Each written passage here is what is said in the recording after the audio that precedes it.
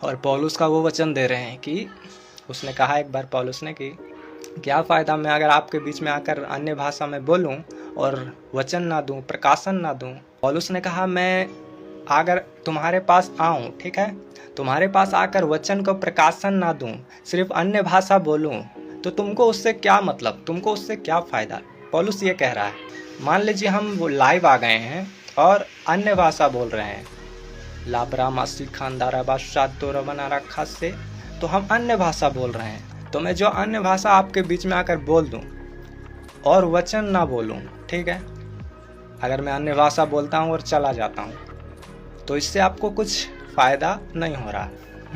तो वही पौलुस कहता है अपने कलीसिया को, अगर मैं तुम्हारे बीच में आऊं और अन्य भाषा बोलकर चला जाऊं और वचन ना दूं, तुम्हें टीचिंग ना दूं, प्रकाशन ना दूं, तो तुम्हें उससे मतलब नहीं, तुम्हें उससे फ़ायदा नहीं, तुम्हें उससे कुछ मिलने नहीं जा रहा है। हालेलुया। अब उसको बंदे ये समझ गए लोग कि ये तो अन्य भाषा का विरोध कर रहा है पौलुस, ठीक है, अन्य भाषा का विरोध कर रहा है, मतलब वो संसार में का भाषा नहीं है, उससे कुछ मतलब नहीं है ये वो। लेकिन लेकिन लेकिन लेकिन वहाँ क्या कहता है पौलुस वचन में? एक वचन कहता है कि जो अन्य भाषा बोलता है वो अपनी ही उन्नति करता है, सेल्फ, ठीक है, अपनी, परंतु जो भविष्यवाणी करता है वो लोगों की उन्नति करता है, कलीसिया की उन्नति करता है। मान लीजिए अन्य भाषा बोल रहे हैं, अन्य भाषा मेरा हथियार है, आपका थोड़ी है। अन्य भाषा मैं बोलूँगा तो मेरी उन्नति होगी, मैं आत्मा में बढ़ूंगा, मैं वचन को सीखूंगा, समझूंगा, प्रकाशन लूँगा। परंतु मुझे आपको कुछ बताना है तो मुझे आपको वचन देना पड़ेगा, प्रकाशन देना पड़ेगा, आपको समझाना पड़ेगा। इसलिए पौलुस कहता है कि मैं सिर्फ अन्य भाषा बोलकर चला जाऊं।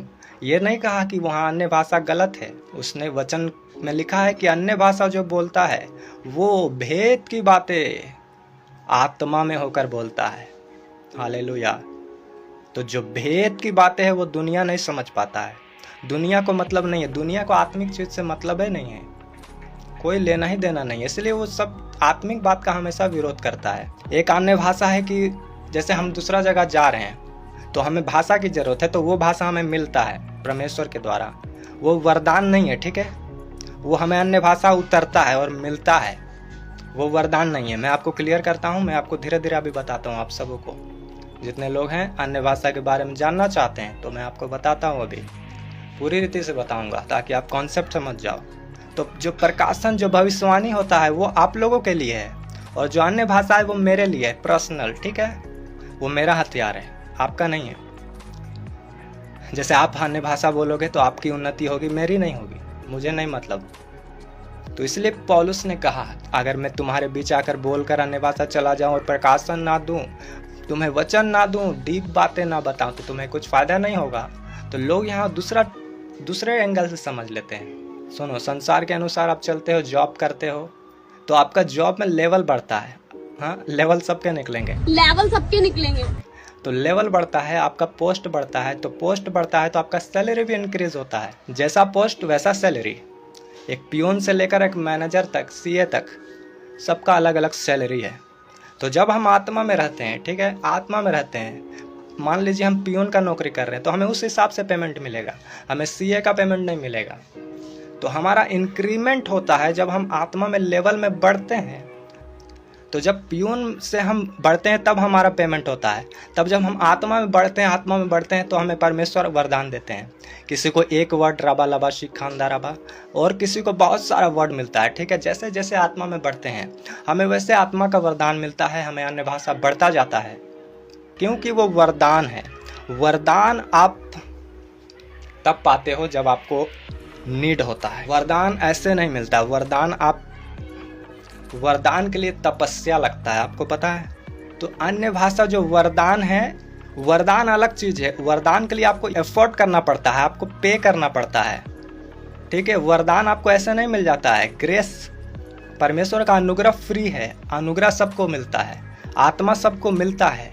लेकिन जो वरदान है, जो गिफ्ट है, जो अन्य भाषा का वरदान है, जो बुद्धि का वरदान है, हर किसी को नहीं मिलता है, ठीक है। अगर आप इतना ही बोल रहे हो कि अन्य भाषा जो पेंतिकुस्त के दिन में उतरा तो सब लोग अपना अपना अलग भाषा बोलने लगे, तो आज वही तो नहीं, वो भी तो नहीं मिल रहा है ना लोगों को। लोग अगर वो मिलता, हाँ, तो दूसरे भाषा इंग्लिश, हिंदी, मराठी, ये सब का टीचिंग स्कूल में जाके क्यों लेते, क्यों इसका क्लास करते हैं? नहीं करते। परमेश्वर से प्रार्थना करते और मिल जाता और लोग जाके उस देश में प्रचार करते हैं। भाषा बोलने की ज़रूरत नहीं। मेरे बचपन में आते थे तमिल से पास्टर लोग आते थे, तो उनको तमिल पता था, हिंदी नहीं पता था, तो वो लोग बहुत दिन ट्रेनिंग करते थे वहाँ आकर। अगर जो पेंतीकोस्त का आप बोल रहे हैं कि उतरा और समझने लगे, हाँ, तो वो फिर पास्टर लोग अब ऐसा ही मिल जाता ना, वो प्रार्थना भी नहीं करते हैं परमेश्वर से, मतलब प्रार्थना करते हैं कि अन्य भाषा दो, जो दूसरा लोगों का भाषा है तमिल, मराठी, वो हमको दो तो हम समझ पाएंगे, तो टीचिंग नहीं लेते। लेकिन जो अन्य भाषा का वरदान है, वो वरदान आपको तपस्या लगता है।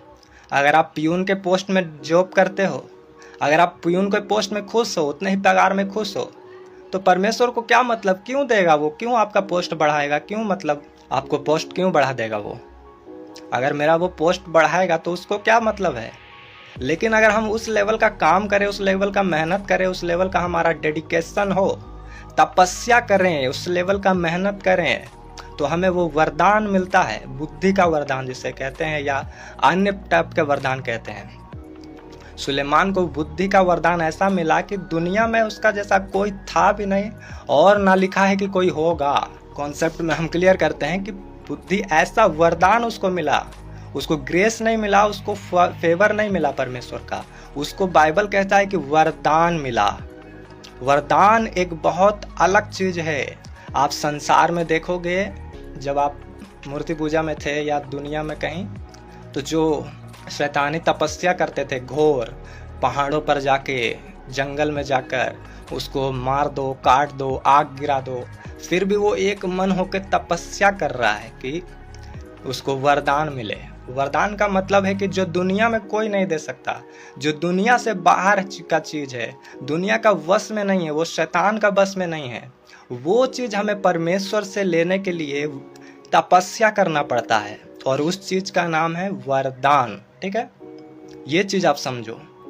अगर आप जो अन्य भाषा जो बोलते हो कि अन्य भाषा तमिल, मराठी, गुजराती, ये चीज है अन्य भाषा, तो ये वरदान थोड़ी है, ये हम इंसान से ले सकते हैं ना। मेरा कोई तमिल मित्र है तो हम उससे तमिल सीख सकते हैं 15 दिन में, 20 दिन में। हमें वरदान की क्या जरूरत है भाई? हम इतना मेहनत करें, रात भर जागे, प्रार्थना करें, आत्मा में बढ़े, फास्टिंग करें, प्रेयर करें, हमको लेना देना क्या है? नहीं लेना देना है। हम अन्य भाषा हमको चाहिए, हम पंजाबी फ्रेंड है मेरा, हम उससे पूछेंगे, मेरा तमिल फ्रेंड है हम उससे पूछेंगे, पाकिस्तानी फ्रेंड है हम उससे उर्दू सीखेंगे। हालेलुया। तो वो वरदान थोड़ी है, जो मनुष्य दे सकता है वो वरदान नहीं है, परंतु जो हमें परमेश्वर दे सकता है वो वरदान है। वो ऐसा चीज देता है जिसका टक्कर दुनिया में कोई नहीं ले सकता, वो चीज हमें वरदान मिलता है। और शैतान क्या चाहता है? ये अन्य भाषा का विरोध करके कि कमजोर कर दे, परमेश्वर का एक हथियार खत्म कर दे। वरदान एक हथियार है, शैतान उससे हारता है। शैतान जीतेगा तब तो हम हारेंगे ना। तो उसको जीतने के लिए क्या चाहिए कि उस परमेश्वर का हथियार परमेश्वर के लोगों से हटा दे। समझ रहे हो बात को? कॉन्सेप्ट ये है, विरोध का कॉन्सेप्ट ये है, पुराना नियम का विरोध का कॉन्सेप्ट ये है। अब कहाँ गए? तो जब विरोध हालेलुया। तो जब विरोध करता है शैतान तो क्यों करता है? इसलिए करता है, अभी एक्सपोज हो जाता है शैतान, इसलिए यहाँ पर, इसलिए मैं बोलता हूँ कि शैतान एक्सपोज हो जाता है। वो सत्य के सामने थोड़ी टिक सकता है। वो दुनिया का नॉलेज दे सकता है, बुद्धि दे सकता है, ज्ञान दे सकता है, वरदान वो नहीं दे सकता है। वरदान परमेश्वर के हाथ में है। हालेलुया। तो जो वरदान है अन्य भाषा को, तो किसी को लिखा है बोलने का वरदान मिला है, और किसी को उसको समझने का और उसका उच्चारण करने का मिला है। तो वरदान का मतलब आप समझ रहे हो?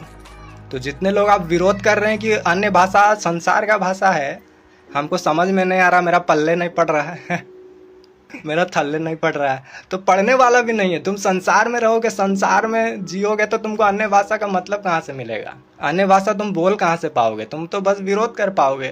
तुमको लेना देना भी क्या है? तुम तो शैतान में पड़े हो, तुम ऐसे ही भी हारे हो, ना ठंडा ना गुनगुना, बस क्रिश्चियन है नाम का। रिलीजियस स्पिरिट हमारे अंदर भरा हुआ है, सदुकी फरिसी हमारे अंदर से निकल ही नहीं रहा है। तो लेना देना क्या है? नहीं फिर लेना देना है। मगर अन्य भाषा का वरदान कहाँ से आता है? अन्य भाषा का वरदान पुराने नियम से भी है। ठीक है, आज में हम जब देखते हैं दानियल का कि वो क्या करता है, राजा परमेश्वर का बर्तन को यूज करता है दारू पीने के लिए, नशे करने के लिए, व्यभिचार करने के लिए। वो निकाल के मंदिर से उसमें शराब पी रहा है। हाँ, एक फिर स्वर्ग से लिखा एक उंगली आता है। अन्य भाषा का विरोध करने वाले सुने और शेयर कर दें, जो उसका गुरु लोग हैं। तो उंगली आता है कहाँ से? स्वर्ग से। एक मनुष्य का उंगली आता है, इंसान का उंगली। सोच, इंसान का सुनना धीरे, मतलब कान लगा के विरोध करने वाले लोग। तो मनुष्य का उंगली आता है। और बाइबल में क्या लिखा है? जीसस ने, परमेश्वर ने हमें मनुष्य को अपने स्वरूप में बनाया। इसका मतलब जो उंगली आता है वो दीवार में लिखता है, वो किसका उंगली था? वो परमेश्वर का उंगली था। समझ रहे हो बात को? वो परमेश्वर का उंगली था जो आकर राजा के दीवार में लिख देता है, भरी सभा में, और कोई इसको समझने का माय का लाल नहीं होता है। वहाँ बहुत सारा, एक सोच लो राजा है, मान लो हमारा देश का प्रधानमंत्री है, तो वो उसके पास हर टाइप का भाषा का आदमी मिलेगा ना, तमिल, इंडिया, फारसी, जो भी है, उसको सब भाषा का आदमी लोग वहाँ मिलेगा। तो राजा को जब लिखा गया तो वो सब भाषा का इंसान को बुला ले आया, धरती पर जितना भाषा था, कि इसको पढ़ कर हमको बताओ तो हम उसको राज्य देंगे, ये देंगे, इमका ढिमका सिमका। पर किसी को मजाल नहीं हुआ कि उसको पढ़ ले, मजाल नहीं हुआ कि उसको उच्चारण करें, हम उसको एक्सप्लेन कैसे करें। किसी का हिम्मत नहीं हुआ। परंतु हिम्मत किसका हुआ? जिसको वरदान मिला था कि इसको पढ़ो और समझो और लोगों को समझाओ। वो होता है वरदान, वो होता है अन्य भाषा, जिसको कोई नहीं समझ पाता है। और जो बोलते हैं पल्ले नहीं पड़ रहा, तो पल्ले कहाँ से पड़े? जब दिमाग में भरा भूसा तो ज्ञान कहाँ से घुसा? हालेलुया। तो वही हो जाता है। पर दानियल जैसे ही आता है, धरती का सब आदमी आ गया, सब भाषा का आदमी आ गया, पढ़ा लिखा, सब ज्ञान से भरा हुआ, कोई नहीं पढ़ पाया। फिर दानियल जब आया तो वो अन्य भाषा का अर्थ उसको बताया राजा को। शैतान इसलिए अटैक करता है, आपके विश्वास को कमजोर करता है। वो बस विरोध करता है, विरोध विरोध विरोध। कितना विरोध करेगा भाई? वो अटैक कर रहा है, इफेक्ट कर रहा है, विश्वास कम कर रहा है लोगों का। पर कब तक? एक दिन तो उसको समझना पड़ेगा, एक दिन तो हार ही जाएगा। जब परमेश्वर के आत्मा से, स्पिरिट से कोई बोलेगा तो वह हार जाएगा। शैतान वहां नहीं खड़ा हो सकता है, क्योंकि लिखा है कि हर बातों को एक से लेकर 2 गवाह तक, मतलब एक नहीं 2 गवाह में कंफर्म करना कि ये सच बोल रहा है। परमेश्वर ने कहा एक बात जो होता है ना, उसको 2 गवाह से कंफर्म करना, तब उसे कंफर्म मानना। पर आज एक वचन को लोग उठाते हैं कहीं से कि अन्य भाषा ये है, ठीक है, ऐसा लिखा है। एक भाषा इधर से उठाते हैं, एक वचन मतलब एक ही वचन उठाते हैं, और पूरा कॉन्सेप्ट नहीं पढ़ते हैं, पूरा बाइबल नहीं पढ़ते हैं कि लिखा क्या है। तो 2 गवाह से कंफर्म करो वचन को भी समझने के लिए। अगर समझ हो, आत्मा में स्पिरिट हो, तो ऐसा करो कि वो समझो बात को, परमेश्वर क्या चाह रहा है। आत्मा कलीसिया से क्या कहती है कि 1 से लेकर 2 गवाह, 2 गवाह, 3 गवाह, 4 गवाह, उससे कंफर्म करो, वर्ड को समझो, वर्ड को जानो। और अन्य भाषा का विरोध करने वाले वीडियोस बना रहे हैं, रील्स बना रहे हैं। भाई डिबेट कर लो, ये कर लो, हाँ जो जिसको दम है ये कर लो, उसका रील देखना, क्योंकि बोलने वाला कोई नहीं है। अब मैंने देखा, मैंने कमेंट कर दिया, भाई आ जाओ डिबेट करते हैं, फिर क्या दिक्कत है? अगर मैं सच्चा हूँ तो मैं जीत जाऊँगा, नहीं अगर तू सच्चा है तो तू जीत जाएगा भाई। फिर गायब हो गया बंदा। 3 वीडियो बनाया, तीनों वीडियो में मेरा कमेंट होगा, नाम नहीं लूँगा, छोड़ दो। मैं इसलिए बोल रहा हूँ डिबेट के लिए, मैंने इसलिए उससे माना कि सब पास्टरों को टारगेट कर रहा है ना, आत्मा को टारगेट कर रहा है, पास्टरों को जो जेन्युइन है उन लोगों को टारगेट कर रहा है, और बोलता है कि लोगों को ये दिखा रहा है कि मैं सच्चा हूँ, कोई मुझसे डिबेट में नहीं जीत सकता, कोई मतलब ये है वो है। तो मैंने वो मोय मोय कर दिया थोड़ा कि आ जाओ भाई डिबेट कर लो। लोग अपना दिमाग लगा रहे हैं, अपना एक वचन उठा रहे हैं, एक वचन को बोल रहे हैं, प्रीच कर रहे हैं, उसको समझ नहीं रहे हैं, उसको उतना बुद्धि नहीं हो रहा है। और लोग कहते हैं कि स्वर्ग की भाषा समझ में नहीं आ रहा है। अरे तुम्हें धरती का बात नहीं समझ में आ रहा है, स्वर्ग का बात कहाँ से समझ आ जाएगा? धरती का बात में तुम ऊपर नीचे हो रहे हो, धरती का बात में तुमको प्रकाश नहीं मिल रहा है, जो लिखा है वर्ड उसको नहीं समझ में आ रहा है कि क्यों लिखा है, क्या लिखा है, किसको लिखा है। और तुम कहते हो कि स्वर्ग का भाषा हमको समझ आ जाए, थल्ले नहीं पड़ रहा है। आत्मा का विरोध मत करो, श्रापित हो जाओगे भाई। तो इसलिए जीसस ने कहा मन फिराओ, क्योंकि स्वर्ग का राज्य निकट आ चुका है। मगर मन को फिराने दिया नहीं जा रहा है, मन को फिराने से रोका जा रहा है, मन को फिराने से बांधा जा रहा है।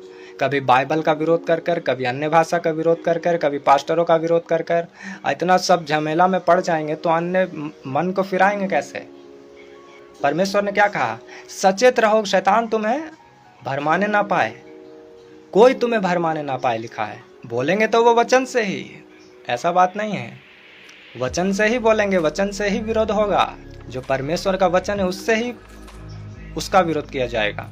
जिस तरह जीसस को शैतान कहता है गिरा दे अपने आप को, वचन में लिखा है ना, तेरा वचन में कि दूत आएगा और उठा लेगा हाथों हाथ तुम्हें। जीसस ने बोला कि ये भी लिखा है, तो अपने परमेश्वर की परीक्षा मत करना, ये भी लिखा है।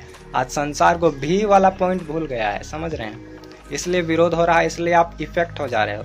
अन्य भाषा का इसलिए विरोध हो रहा है, आप इफेक्ट हो जा रहे हो। प्रचार का विरोध हो रहा है, आप इफेक्ट हो जा रहे हो, क्योंकि आप ये नहीं बोल पा रहे हो कि ये भी लिखा है, हमें ये भी बोलना है, ये भी लिखा है। हालेलुया। जब हम ये भी लिखा है बोलना सीख जाएंगे ना, तो अभी जैसे विरोध करने वाले यहाँ से कमेंट से भाग गए, वैसे शैतान आपके जीवन से भाग जाएगा। हालेलुया। टिक नहीं पाएगा, लिखा शत्रु तेरे सामने टिक नहीं पाएगा। मैं तेरे सामने मेज बिछाऊंगा। परमेश्वर का वचन कभी गलत नहीं हो सकता। विरोधी आपके सामने टिक नहीं सकते हैं, शैतान आपके सामने टिक नहीं सकता। जब आप कहने शुरू करोगे है शैतान ये भी लिखा है, तू अपने परमेश्वर की परीक्षा ना करना,